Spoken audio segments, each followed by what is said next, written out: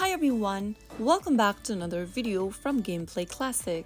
In this episode, we will be learning how to unlink Ludo King from your Facebook account. To unlink Ludo King from your Facebook account, first of all, launch open the Ludo King application on your mobile device and log in.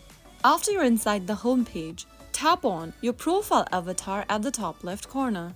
You will then be able to see the statistics page.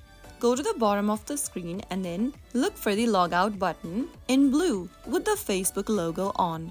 Tap on logout and you will then be able to unlink your Facebook account with Ludo King. You can then reconnect to Ludo King from any other options such as sign in with Apple ID or play as guest. So that is how you can easily unlink Ludo King with your Facebook account. Unlinking from Facebook will remove any cloud-saved progresses, ensure that your game data is saved using another method if needed. So that's how it's easily done. I hope you found the video helpful. If you did, make sure to give us a thumbs up and subscribe to Gameplay Classic for more tutorials like this. I will see you again in the next episode. Thank you for watching.